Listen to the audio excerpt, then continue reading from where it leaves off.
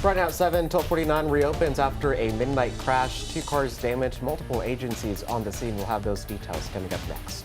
And a deadly shooting in Cherokee County leaves 1 man dead and 2 deputies injured.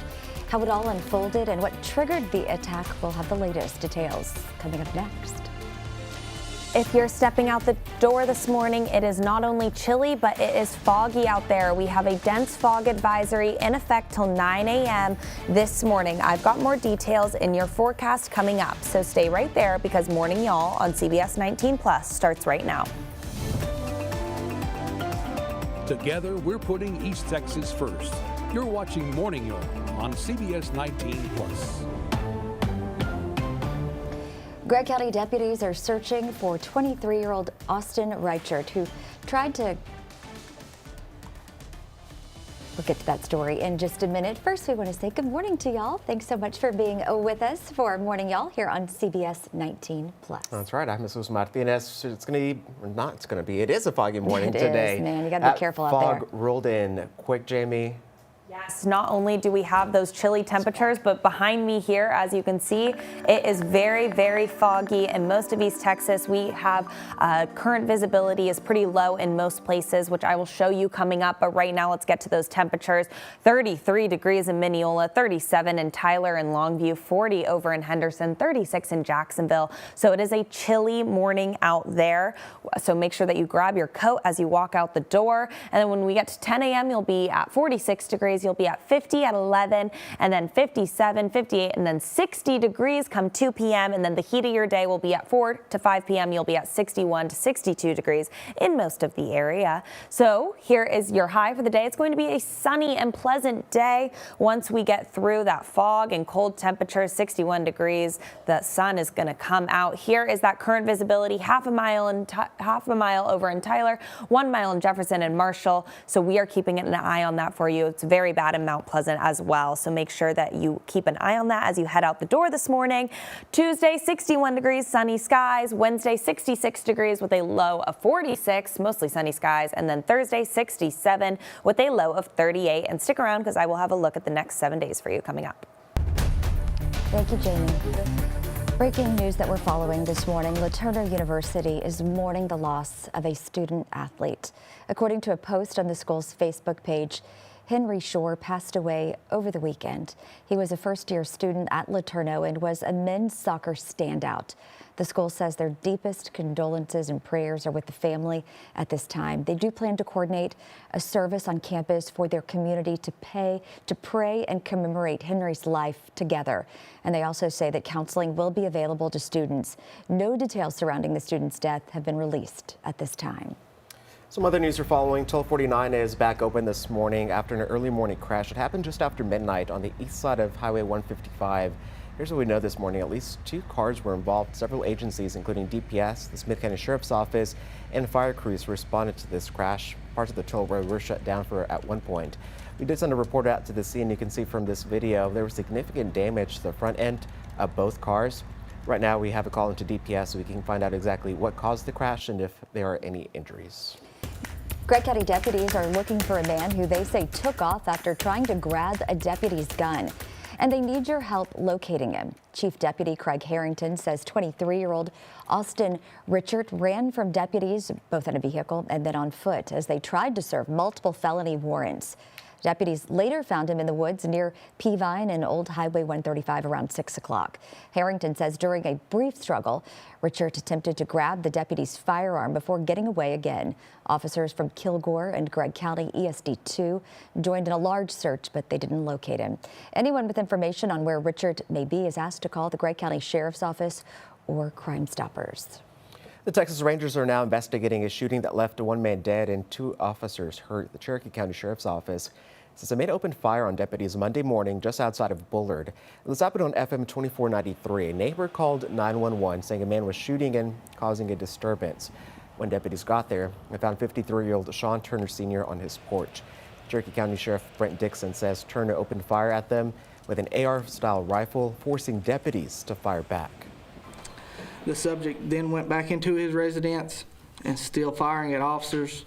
The subject was then succumbed to a self-inflicted gunshot wound, and At that time, we have attempted call-outs with Cherokee County negotiators. We did not get a response. We were able to send a drone into the residence and determine the subject was deceased. Sheriff Brent Dixon says no neighbors were hurt, but 2 deputies were injured. One treated for a medical issue, the other by shrapnel.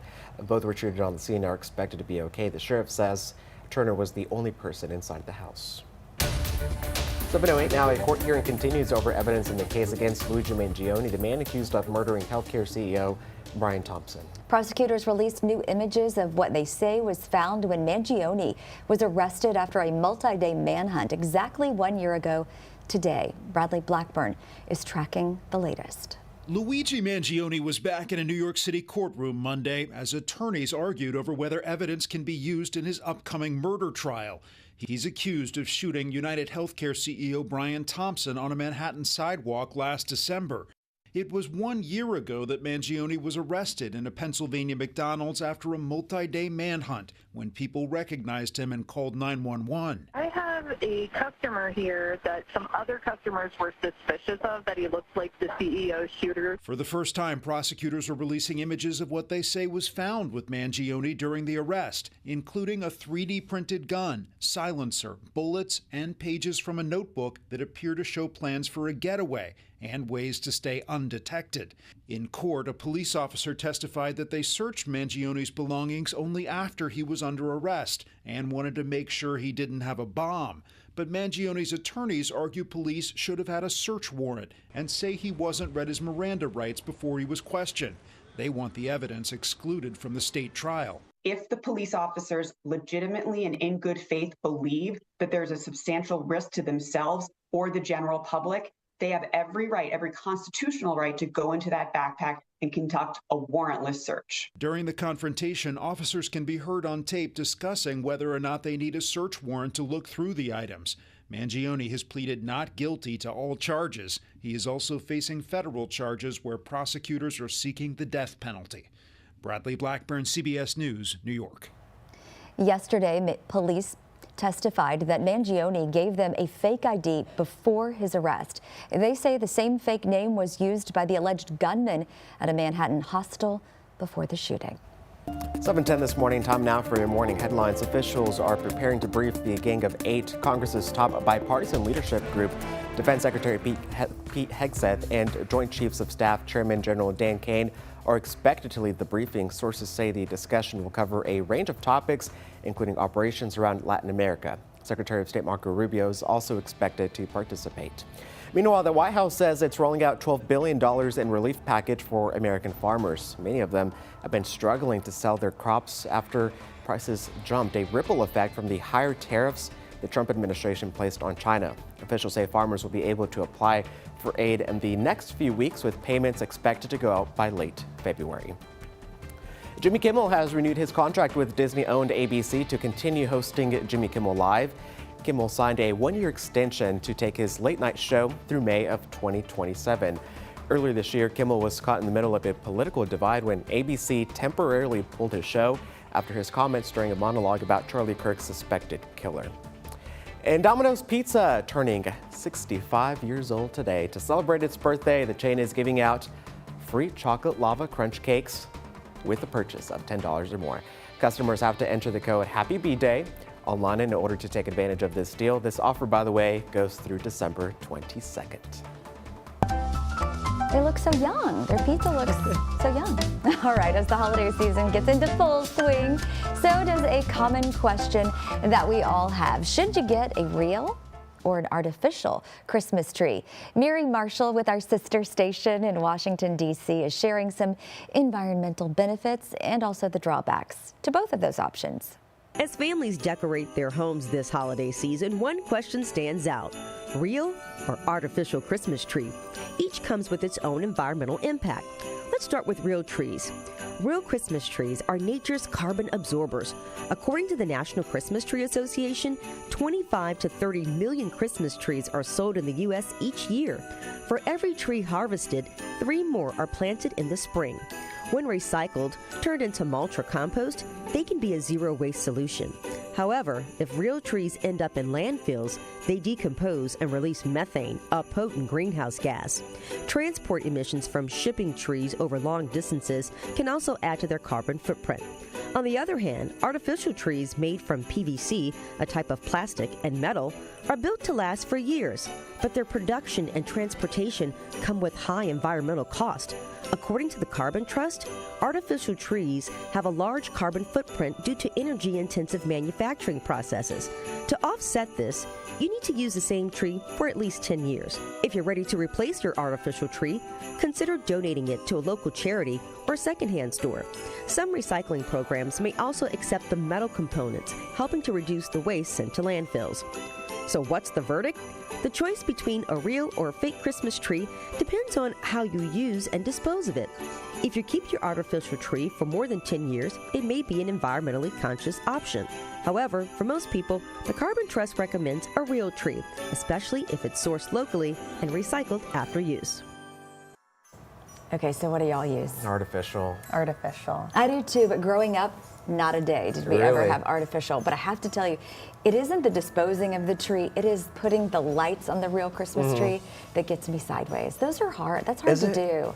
It is hard to do. Yeah. You got to tuck them in because you don't want them. You want them to look like the lights on an artificial Right. tree, which are just magical and wonderful. That's the hardest part for me. Artificial just be easier all over. It is. I try to keep it as long as I can, but when the lights go out, well, You gotta buy new ones, or just buy the tree by itself and just buy the light separately. yeah. But I'd Sounds always easy. donate it, so That's good. I feel good about that. Yeah. Yeah. You wanna donate your Christmas tree? To you? Yeah, I need Well, one. it's still working, but I might have some up in the attic that I can give you. All right. Well, as the holiday season gets underway, families are already unpacking boxes of tinsel, lights, and even memories. So if you're decorating that tree, might be the perfect time. From wreaths on the door to the stockings on the mantle, everyone has a special item that signals the start of Christmas at their house. So we want to know, what's the first Christmas decoration that goes up for the holidays? All of them. You got to do all of them at once. There's Yeah. not one. Well, the Everything. tree always goes up first. See, I think I was No. thinking trees last for me. Oh, interesting. Yeah. Okay. That's I like mean- Stockings. Stockings would be the first one. I think the tree is like the hardest part. It is. And the tedious part that you save it for last, and you're like, okay, I can step back now. There's It nothing all else to comes do. down the attic at one time, and then it all goes out. I saw some videos of people just taking boxes and boxes and boxes of Christmas stuff from the attic. Well, yeah. Dana told me Yeah. that she has around 7 trees in her house. So. Oh my goodness. Yeah. I don't decorate all of them. My kids decorate theirs. Yeah. And then I decorate, the ones. My mom helps out. She decorates one in the dining room. What do you do first? I mean, I decorate the big tree first, but we put out all the stuff kind of as we go. At the same time? But it's happening in a one-day A day period. Yeah, that's a full-time It's an job. overnight transformation. Yes, it's an all-day transformation. man. But once it's up, that's why I put it up November 1st. So and don't take it down until after New Year's. Yeah, so I can and enjoy it. soak it all up. Me and my roommates had Yes. one in college. I think we put it up November 1st, but it did not come down until Valentine's. I've That's never perfect. One, because we were lazy. Two, because we were busy. But three was like, it looks good. Why not? Never done that And then it got too before. much. All right, something else that's transforming is this fog. It came on quick. It did, yes. This morning, we saw the cameras and it just looked pitch black out there, and then the sun kind of just started to rise and We can see it the got fog really now. bad. But as you can see, taking a live look at our Texas Drive cam this morning. This is at I-20 and Highway 271 here in Tyler. Goodness. As you can see, it's really foggy out there. So if you have to head outside, please be careful. It is foggy in most of the area. I will show you the visibility coming up, but it is a foggy morning across East Texas. So make sure that you are staying safe, staying weather aware, because it's foggy. So we have 2 hours over to Dallas and then an hour and a half over to Shreveport, which is pretty typical for this time. The fog has not yet changed those drive times, but make sure that you are driving a little bit slower, keeping those headlights on, because it is very foggy out there. And then 2.5 hours over to Denison, an hour and a half over to Lufkin. So also very typical for that time. Some other routes to consider: Jacksonville, Nacogdoches, 55 minutes. Tyler over to Longview, we're looking at 40 minutes. Tyler to Palestine, 55 minutes. And Tyler over to Athens, 45 minutes. And then here is that visibility. So we are at a mile in Jefferson and Marshall, half a mile over in Tyler, 3 miles in Palestine. So make sure that you're keeping an eye on that. Your rain radar, there's no rain, so we are good to go there. 3 yellow lights because it is foggy out there, 35 degrees, so make sure that you're heading out with that coat. 3 green commute, 61 degrees, and sunny skies.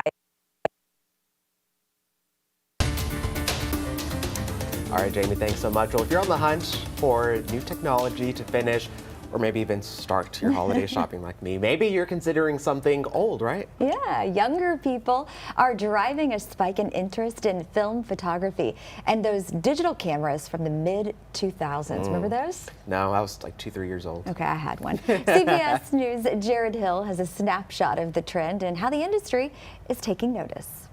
It has a sound-activated shutter. In search of the perfect frame. Say cheese. Isn't that crazy? That is cool. No hand on the button. It takes a hand on the picture. button. Photographers are once again eyeing film. There's something to be said about just owning your own image. Dominic Lewis expanded his Brooklyn-based film photography store in 2025 as interest in film cameras started to grow, driven in part by Gen Z. Keep your negatives. Negatives are very important. It's all kind of new. Ethan Teague is getting his second ever roll of film developed. The first film I shot was definitely not super great. Still learning, Teague says he likes how the finite frames in film compared to his phone make each picture matter. You're more selective and intentional with your shots. Sure, you can take great photos on your phone, but you may also be spending that same time taking your photo being bombarded with incoming calls and messages. Andrew Langston, editor-at-large for consumer tech website CNET, says the newfound zest for analog photography may also be a response to the perfection of smartphone pictures and the growth of AI. Instead, people are kind of going, no, we want the authenticity of imagery again. And companies are taking note. In 2025, Kodak launched new direct-to-consumer film for the first time in over a decade. E-commerce sites are also filled with refurbished point-and-shoot digital cameras from the 2000s. Ethan's camera was his granddad's, handed to him by his mom. It was like a passion that her and her dad shared, and it's kind of a passion that we share as well. Putting life in full focus.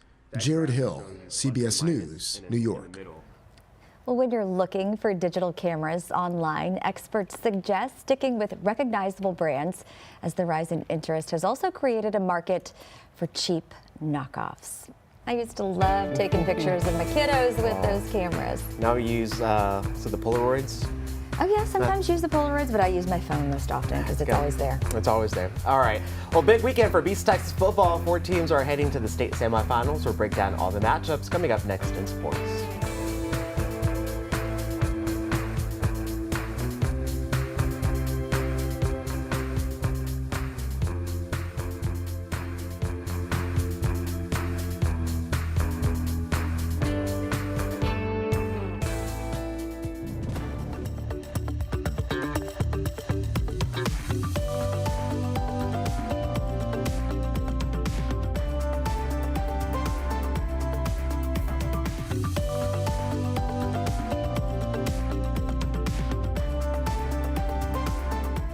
It's time for CBS19 Sports. Morning, y'all. Dan Malay with your sports here. Appreciate you joining us. We got just 2 more weeks of Beast Texas football left, so we got to soak up every last second of them. Let's talk about 4 teams that are making their time count by heading to the state semifinals. We'll start here with Joaquin. The Rams enter the postseason as a 3 seed, but that has not stopped them from blasting their way through the competition. After 3 blowouts, Joaquin faced its toughest test so far last Friday in San Augustine, and despite the Wolves entering halftime of that one with the lead, the Rams never wavered and took it 35-24 in the end. It's no secret what the Rams' offensive strategy is, right? Run the dang ball. In fact, they threw it just 3 times last week. Trenton Runnels and Cooper Bragg both found the back of the end zone a pair of times on running plays, and Jacob Gatlin found pay dirt once himself. So they've got a deep rushing attack that can come at you with a number of different looks, number of different styles. Their opponent in Refugio has been a wrecking ball as well, including their thus far undefeated postseason run. Of course, the Bobcats are a perfect 14-0 in 2025. They rely on the run game, too, scoring 3 of their 4 touchdowns last week on the ground. These teams will get together Thursday night for a trip to the 2A D1 finals. From 2A D1 to D2, let's talk Mount Enterprise and their now record-holding running back, Kagan Ash. Ash delivered a historic performance for the Wildcats in their 64-58 win over Bremen, rushing for 501 yards, pushing his season total to 4,322 yards, breaking the state single-season rushing record previously held led by Ken Hall since 1953. Ash also moved within striking distance of Hall's career rushing mark, ending the night with over 11,000 career yards, just 90 shy of the record. Ash accounted for 8 touchdowns on Friday, 6 on the ground, 2 more on the receiving end with 102 receiving yards as well. He converted 3 fourth downs to keep drives alive during this offensive showcase. Just an unbelievable performance from the Texas Tech commit. Him and the rest of the Enterprise squad are set to take on Shiner, who, like the Wildcats, are also unbeaten so far this season at 14-0. The Comanches are coming off a 22-6 win over Junction that saw them score all 4 of their touchdowns via the ground attack. These two will get together for 282 glory on Friday night at 7. In 4A-D1 ball, Kilgore is looking to make it back-to-back trips to the state finals after destroying Fort Bend Crawford 30-3. The Bulldogs had to put on for their District of Doom brethren after the Chargers had already bounced both Lindale and Pine Tree. And well, they did just that. Not just winning this game, but dominating and saying, hey, we mean business out here in Beast, Texas. Kilgore will now match up with Lavernia in a rematch of last season's state semifinals. The Bulldogs won it last year 38-13 to punch their ticket to the state championship. Of course, they're hoping that history repeats itself here. And if you'll remember, if you'll go back to preseason with me, Lakeelion Graves guaranteed a return to the state championship and a win at that. Let's see what they can do on Friday night.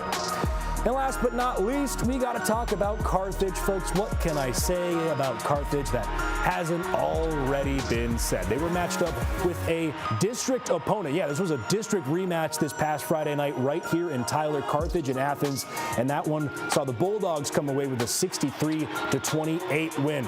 Bulldogs making plays on both sides of the ball. Carson Crawford and Quebec making plays on defense. The dual running back attack of Benny Smith and KJ Edwards, just an unbelievable hill to climb for Athens. They weren't able to do it, and Carthage will have Brock this Friday at 7. Thursday has got Joaquin and Refugio at 7:30 at Cy-Fair FCU Stadium in Cypress. Mount Enterprise and Shiner get together at Randall Reed Stadium in New Caney Friday night at 7.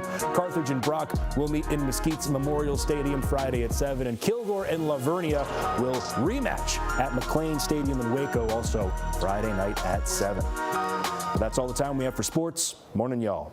Back to y'all. Thanks so much, Dan. We're about to step away for a quick moment while we do our over-the-air broadcast with a quick news update. Stick with us. You know we'll be right back here on CBS 19 Plus.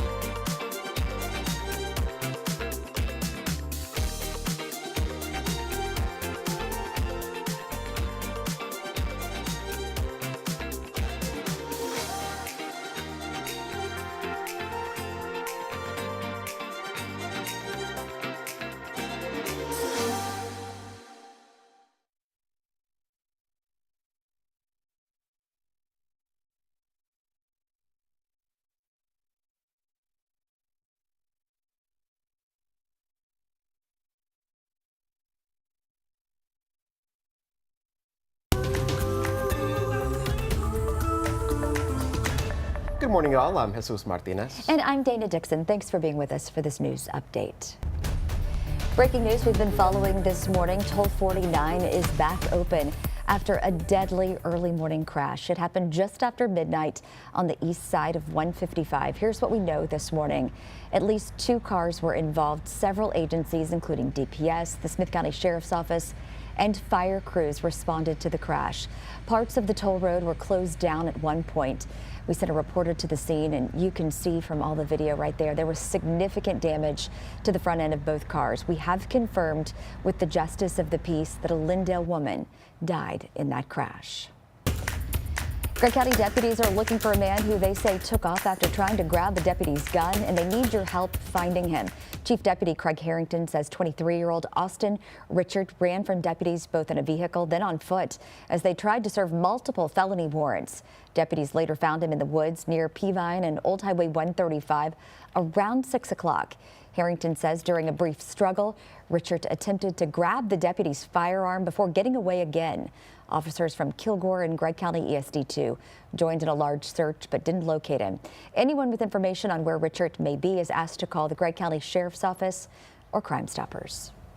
The Texas Rangers are now investigating a shooting that left a man dead and 2 officers hurt. The Cherokee County Sheriff's Office says a man opened fire on deputies Monday morning just outside of Bullard. This happened on FM 2493. A neighbor called 911 saying a man was shooting and causing a disturbance. When deputies got there, they found 53-year-old Sean Turner Sr. on his porch. Cherokee County Sheriff Brent Dixon says Turner then opened fire at them with an AR-style rifle, forcing deputies to fire back. The subject then went back into his residence and still firing at officers. The subject was then succumbed to a self-inflicted gunshot wound. And at that time, we have attempted call-outs with Cherokee County negotiators. We did not get a response. We were able to send a drone into the residence and determine the subject was deceased. Sheriff Dixon says no neighbors were hurt. 2 deputies were injured. Both are expected to be okay. The sheriff says Turner was the only person in that house. Let's get a check on that foggy forecast now with Jamie. Yeah. That's right. It is very foggy out there. 8 a.m. As you can see, 39 degrees, and we do have a lot of fog outside right now. We're going to be in those 40s till about 11 a.m. Then you're going to get up to 50 degrees, and then the heat of your day will be at 2 p.m. 60 degrees is what you have to look forward to, and sunny skies. So it's going to be sunny and pleasant today. Sunny skies, light winds, 61 degrees out there. So it should be a beautiful day for you to step out. But right now we do have some decreased visibility. Mount Pleasant 0. We are at 1 mile in Marshall. Pretty low in Henderson and Tyler as well, and so we are keeping an eye on that here for you, but make sure that you are staying safe as you head out this morning and grabbing those coats because it is going to be a chilly one today. But 61 degrees, 66 on your Wednesday with a low of 46, sunny skies, 67 on your Thursday with a low of 38.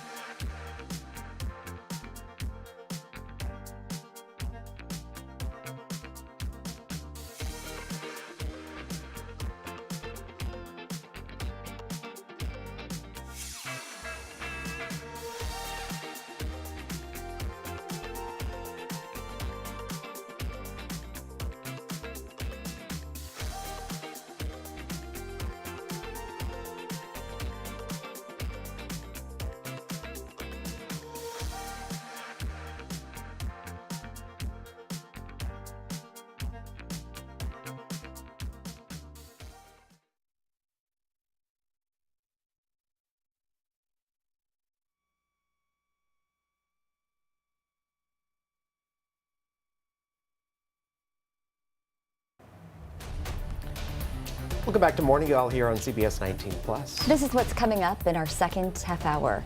New developments in a 2024 Longview Taco Bell homicide case.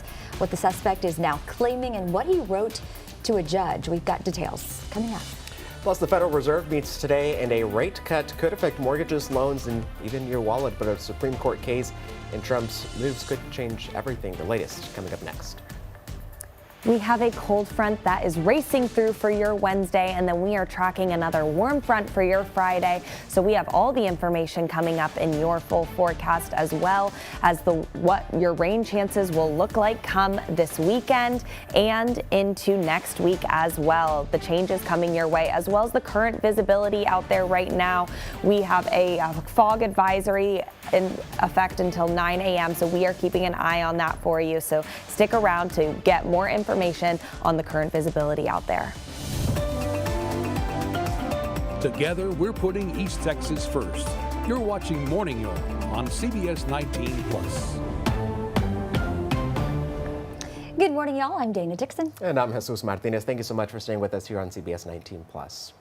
We're learning more about that crash on Toll 49 we've been following all morning long. It happened just after midnight on the east side of Highway 155.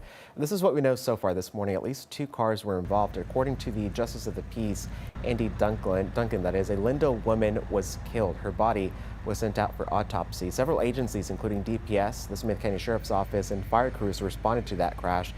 Parts of the toll road were shut down at one point. It's back open now. We sent a reporter out to the scene, and you can see from this video significant damage to the front end of both cars. And we have learned that woman has died. We're still waiting on DPS to learn exactly how this crash happened.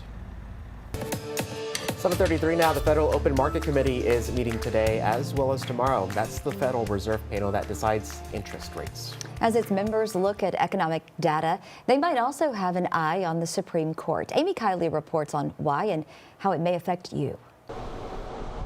The Federal Reserve might seem far away, but it impacts people at home, including the cost of literal homes. Today, the Fed is starting a 2-day meeting in which it's expected to cut the federal funds rate. That would put downward pressure on interest rates for mortgages, auto loans, credit cards, and other debt. The central bank also tries to balance maximum employment with control of inflation. In other words, it affects people's jobs and the prices they pay. But many experts predict just a 1/4 point cut tomorrow. We shouldn't look to the Federal Reserve to solve all of our ills or believe that a small shift in interest rates can make a big difference. The Supreme Court is considering a case that could affect the Fed. It challenges President Donald Trump's firing of a former FTC commissioner. The case could affect his power over other independent agencies like the Fed. A hearing yesterday suggests most justices might side with Trump.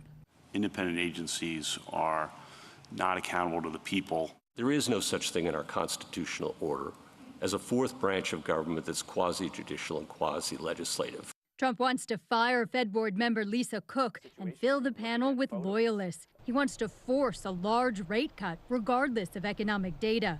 Investors worry that would cause inflation to surge. Former Fed officials and economists, they warn that artificially low interest rates can backfire. For CBS 19, I'm Amy Kiley.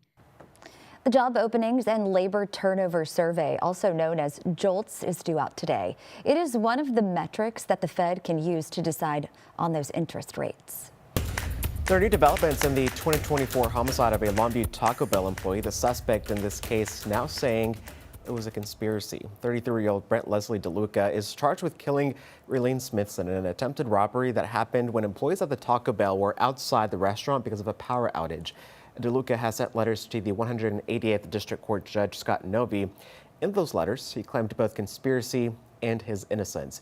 He also allegedly made complaints about his attorney. DeLuca also described an incident where he believed a drone was following him and wrote about people trying to conspire against him. A person of interest in the shooting of New York Jets player and former Gilmer Buckeye Chris Boyd is now in custody. U.S. Marshals confirmed a 20-year-old man from the Bronx turned himself in yesterday near Buffalo, nearly 400 miles from where that shooting happened in Midtown Manhattan back on November 16th. His name hasn't been released, but officials say he is expected to be brought back to New York City to face charges. Boyd was critically shot in the abdomen after a dispute outside a restaurant. He's been recovering, even returning to the Jets facility last week to surprise teammates, though he was briefly readmitted to the hospital due to ongoing health issues. The Upshur County Sheriff's Office is joining a federal partnership with Immigration and Custom Enforcement that is called the 287G Task Force Agreement. The county is opting into this task force model, which allows deputies to use limited immigration authority while on duty, all with oversight from ICE. Now, there are 2 other models under this program. The jail enforcement model, which identifies and processes undocumented immigrants with criminal charges who are already in local custody, and the Warrant Service Officer Program, which trains local officers to serve administrative warrants on undocumented immigrants inside the county jail. Now, this new agreement places Upshur County in the task force category, expanding how deputies can work with ICE. Well, turning to a major story making waves statewide, Texas Congresswoman Jasmine Crockett announces her bid for the U.S. Senate. Crockett officially announced her candidacy less than 24 hours ago, and not long after former Dallas Congressman Colin Allred suspended his campaign. Crockett now joins State Representative James Tallarico and law graduate Ahmad Hassan in the Senate race. And what we wanted to look for is whether or not I could expand the electorate and get people motivated to vote who normally don't participate in the process. And our numbers say that we can do that. Tallarico says his movement is rooted in unity over division, so he welcomes Crockett to the race. And they're all vying to challenge whoever wins the Republican primary.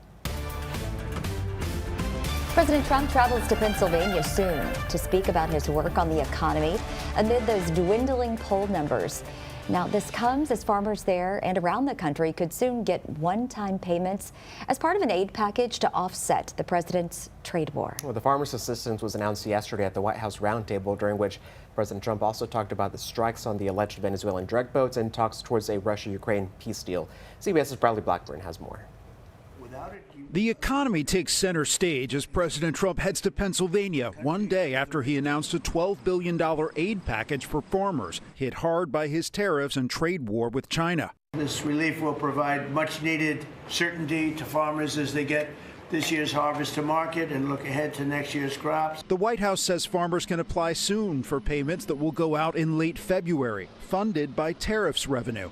A one-time payment for farmers is cold comfort for all the headache and anxiety and losses they've endured because of Donald Trump's trade war. Also Monday, the president appeared to walk back last week's comments indicating he'd be open to publicly releasing the footage of a second strike on an alleged Venezuelan drug boat from early September that killed 2 survivors. Whatever they have, we'd certainly release, no problem. Now deferring to his defense secretary. Whatever Pete Hegseth wants to do is okay with me. According to 2 sources familiar with the matter, Hegseth, Joint Chiefs Chairman General Dan Kane, and Secretary of State Marco Rubio are set to brief 8 top lawmakers on a range of issues later today. Meanwhile, President Trump continues his push for a Russia-Ukraine peace deal. We want to see if we can stop the killing. Ukraine's President Volodymyr Zelensky discussed the U.S.-backed peace plan with European allies Monday, though provisions calling for Ukraine to cede land to Russia remain a key sticking point. Bradley Blackburn, CBS News, New York.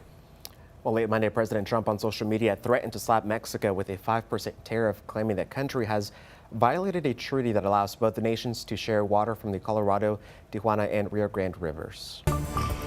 Closer to home now, Texas Governor Greg Abbott says that Turning Point USA chapters will now be available in every school across the state of Texas. And this comes after we reported that TEA Commissioner Mike Morath was in talks with Turning Point USA, or Turning Point, that is, officials about the expansion of the project. During an event yesterday, Governor Abbott called the project urgent and necessary to restore the founding values on campuses across the state. Texas is taking the lead in expanding what Charlie Kirk did right here in Texas. What is heartwarming for me about the future of our state is the fact that Texas ranks #1 in America for the most high school Club America TPUSA programs of any state in the United States of America. Abbott also said anyone who rejects the chapters will be disciplined by the TEA. Energy experts with ERCOT, the state's power grid manager, are set to meet today to address large electric loads on the power grid, including data centers and crypto mining operations. Now, according to the North American Electric Reliability Corporation, or NERC, winter electricity demand is rising across Texas, and the state's growing data center business could put more pressure on the grid this winter. NERC's Winter Reliability Assessment warns that these facilities are reshaping when Texans use power. Data centers run around the clock, stretching peak demand periods into longer windows. NERC's assessment shows that ERCOT has the power to meet demand under normal conditions, but it could face tighter supply in the extreme cold. New developments on the business landscape in downtown Tyler. True Vine on the Square will close its doors this Saturday. The brewery opened the location in 2020 and announced on social media that its last call is set for December 13th from 5 to 11 p.m., featuring live music, Totolo's Pizza, and $4 beer pours. In a statement, the company thanked the community for 5 years of support, saying the decision was emotional but unavoidable. 7:42 now. A holiday celebration in Tyler brought crowds together as Rabbi Neil Katz and the Tyler Klezmer Band performed a free Hanukkah concert at True Vine Brewing. Yeah, it's an early kickoff to the Festival of Lights and a chance for the community to come together.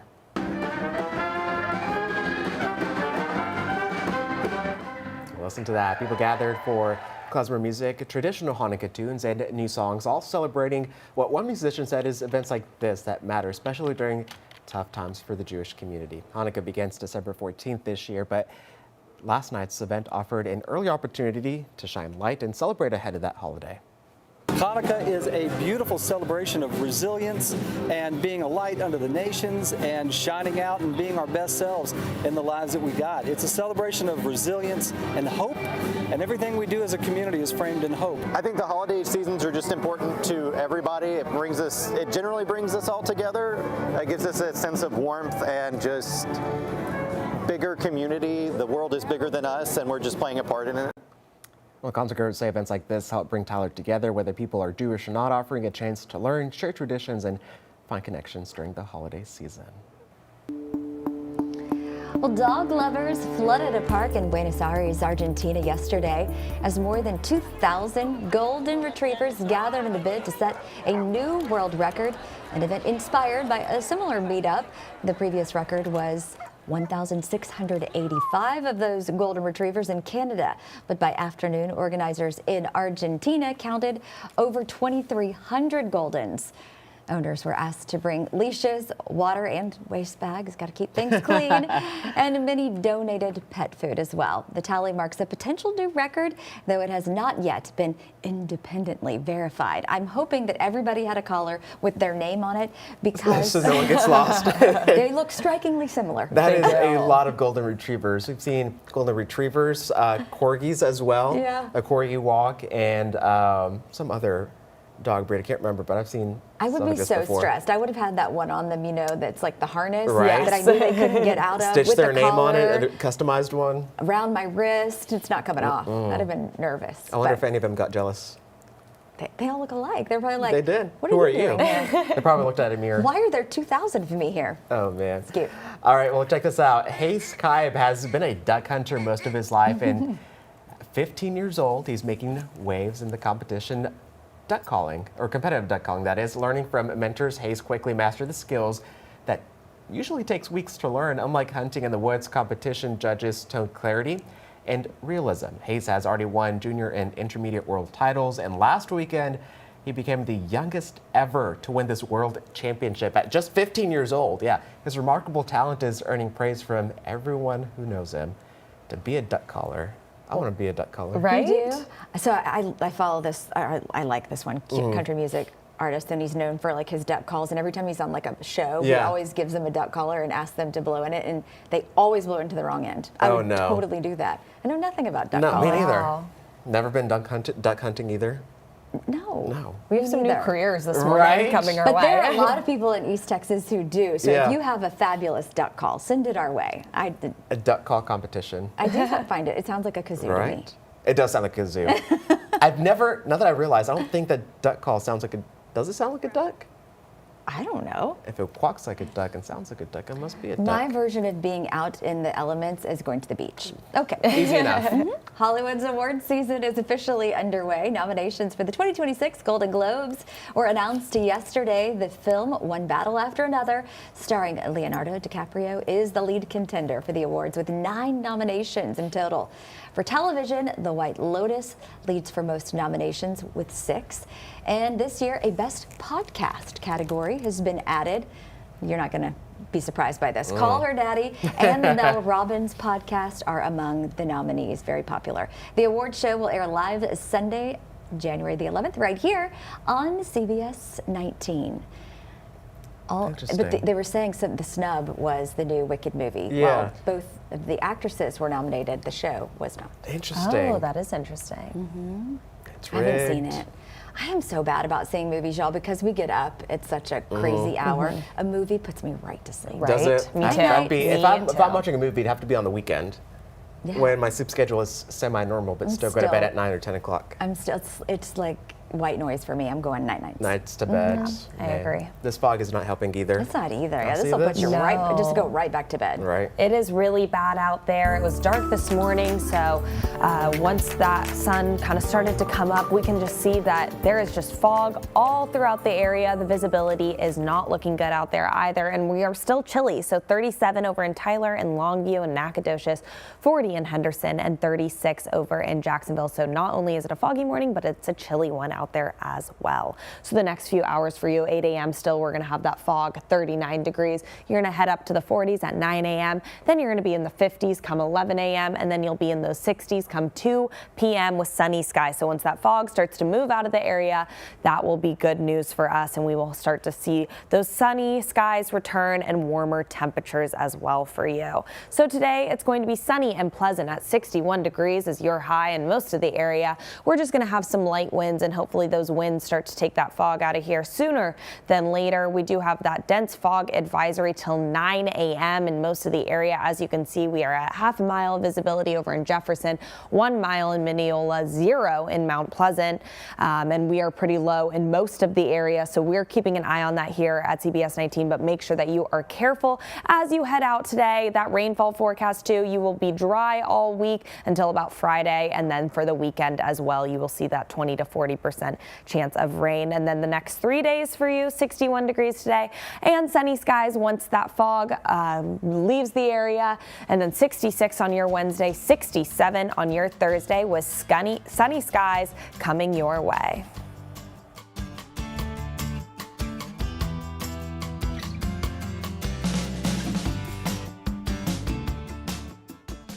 This holiday season, CBS 19 and the Children's Miracle Network are coming together for a cause that's close to our hearts. It's time for Merry Miracles. Help us bring joy to children in the hospital by purchasing a teddy bear or make a donation to help fund life-saving pediatric equipment and services. Scan the QR code on your screen or visit merry-miracles.com. Spread holiday cheer with CBS 19 and the Children's Miracle Network. Together, we can make Merry Miracles happen.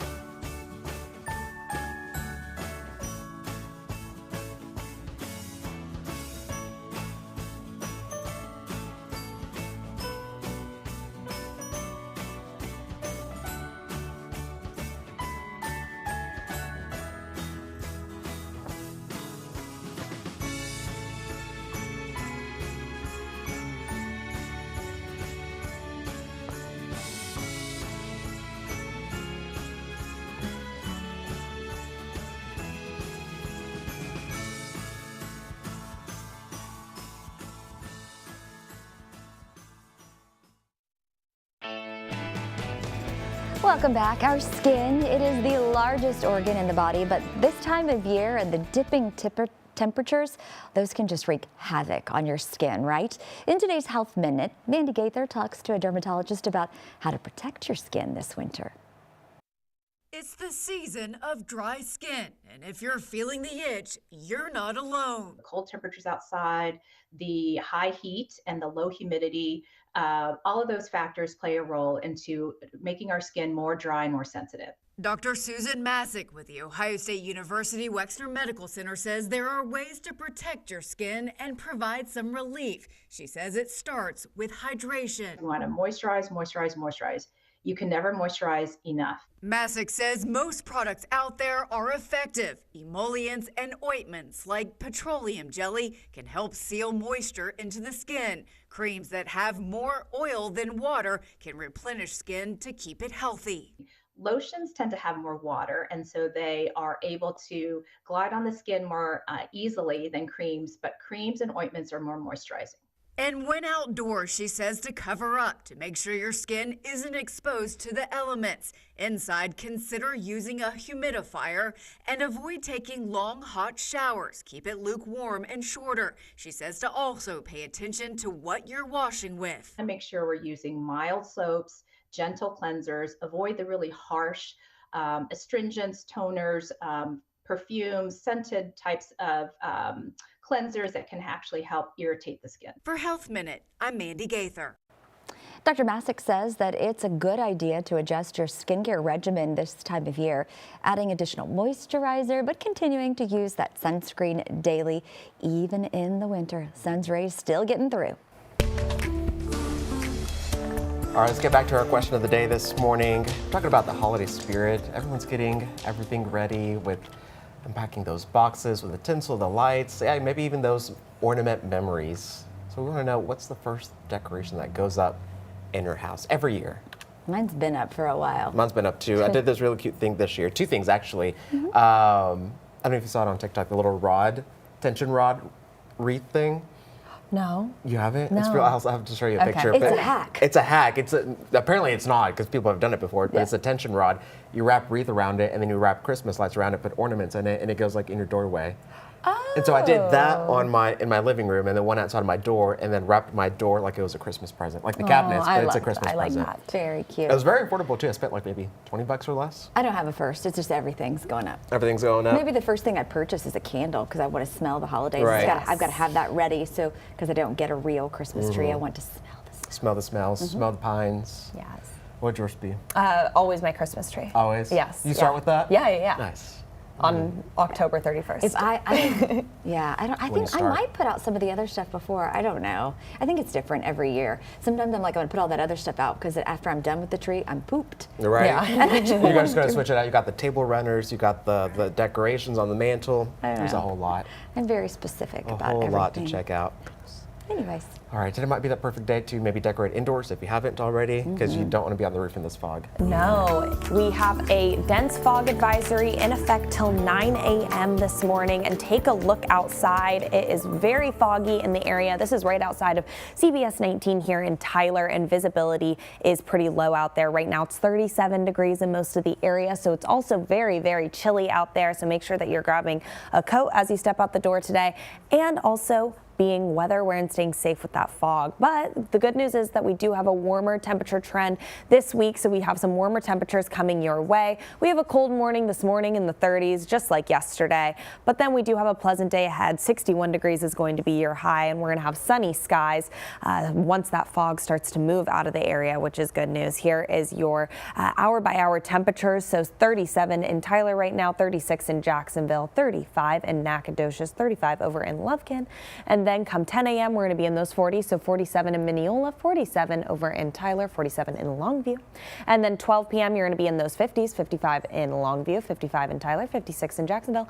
And then come this afternoon, we're going to be in those 60s. That's going to be the heat of your day, 62 in most of the area.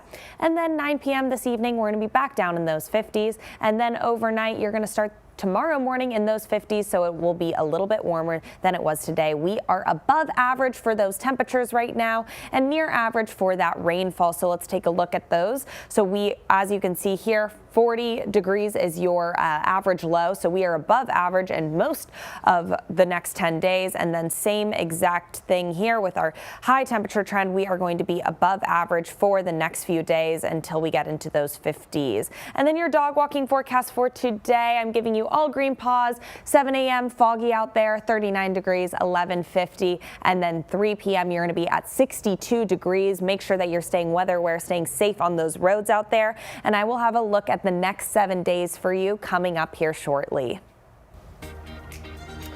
All right, Jamie, thanks so much. We're about to step away for a quick moment while we do our over-the-air broadcast for a quick news update. Stay with us. We'll be right back here on CBS 19 Plus.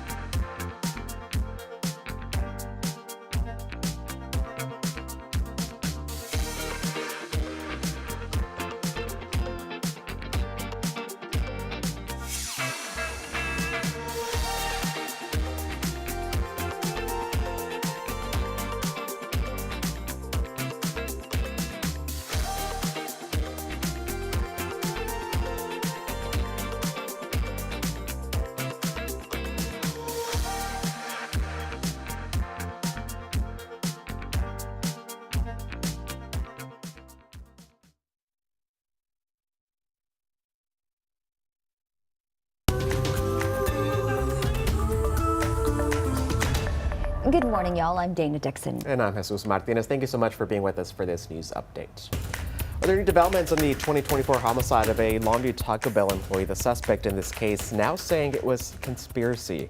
33-year-old Leslie DeLuca is charged with killing Raylene Smith in an attempted robbery that happened when employees at the Taco Bell on Judson Road were outside the restaurant because of a power outage.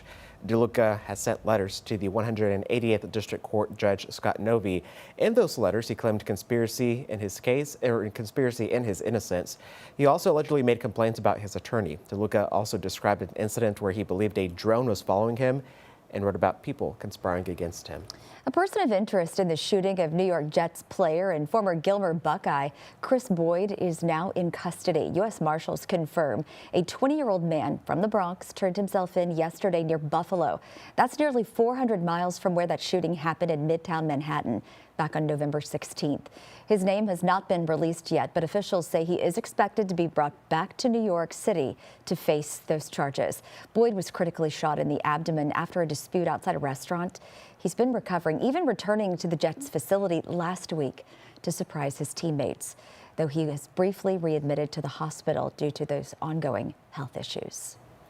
The Upshur County Sheriff's Office is joining a federal partnership with Immigration and Customs Enforcement under what's called a 287G Task Force Agreement. Now, the county is opting into this task force model, which allows deputies to use limited immigration authority while on duty, all with oversight from ICE. Now, there are two models under this program. The jail enforcement model, which identifies and processes undocumented immigrants with criminal charges who are already in local custody, and the Warrant Service Officer Program, which trains local officers to serve administrative warrants on undocumented immigrants inside the county jail. This new agreement places Upshur County in the task force category, expanding how deputies can work with ICE. So foggy as you get ready to head out today. You've got to be extra careful out there, Jamie.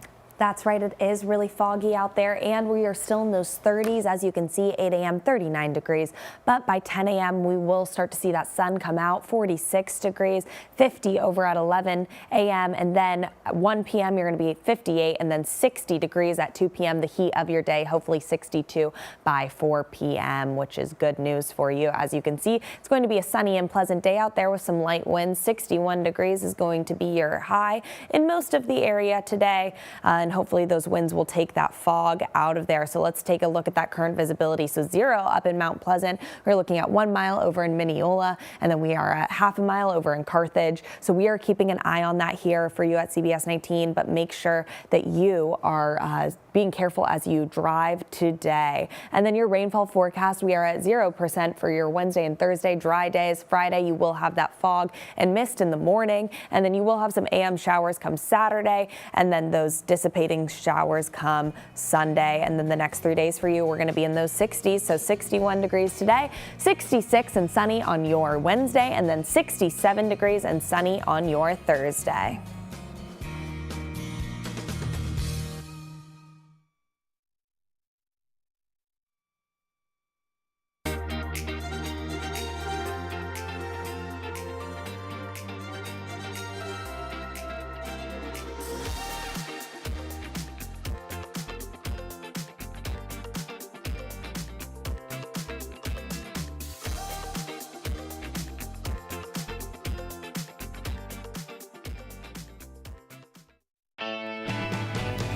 And at 1 this morning, news before you head out the door. Gregg County deputies are looking for a man who they say took off after trying to grab a deputy's gun, and they need your help in finding him. 23-year-old Austin Richard ran from deputies both in a vehicle and on foot as they tried to serve multiple felony warrants on him. Deputies later found him in the woods near Peavine and Old Highway during a brief struggle. Richard attempted to grab the deputy's firearm before getting away. Anyone with information on where he could be is asked to call the Gregg County Sheriff's Office. Energy experts with ERCOT, the state's power grid manager, are set to meet today to address large electric loads on the power grid, including data centers and crypto mining operations. According to the North American Electric Reliability Corporation, winter electricity demand is rising across Texas, and the state's booming data center industry is adding pressure. NERC warns that these 24/7 facilities are reshaping power use patterns, extending peak demand. The report says ERCOT can meet winter needs in normal conditions, but extreme cold could strain the grid. And Trevon on the Square will close its doors this Saturday. The brewing company announced on social media that its last call event is set for December 13th from 5 to 11. In a statement, the company thanked the community for 5 years of support, saying the decision was emotional but unavoidable. Here is one final look at your weather. It is foggy out there, so make sure that you are staying weatherware, staying safe as you head out the door this morning. 7 a.m., 39 degrees and foggy by 11. Hopefully you will start to see all of that sunshine and most of the area at 50 degrees. 3 p.m., 62 degrees and sunny. That's going to be the heat of your day. So if you want to step outside, I suggest doing it later in the afternoon because the visibility is pretty bad out there. But then the next 7 days for you, 61 degrees today. Wednesday, you're looking at 66 degrees, mostly sunny skies. Thursday, same thing, 67. Friday, you will have that morning mist and fog as well, 20% chance. And then Saturday and Sunday, we are looking to have some morning showers, so 40% chance on your Saturday, 67 degrees. And then your Sunday, we're looking at 53. Same thing for your Monday, but make sure that you are staying safe as you head out the door this morning. Grab that coat and be careful driving. All right, thank you, Jamie, and thank you for continuing your day here with us on Morning Y'all on CBS 19 Plus. You can catch the noon show coming up, also right here. That's right, you can be here for the latest news and weather throughout the day. Here's a look at what's coming up here on CBS 19 Plus. Have a good morning. We'll see you dark and early tomorrow.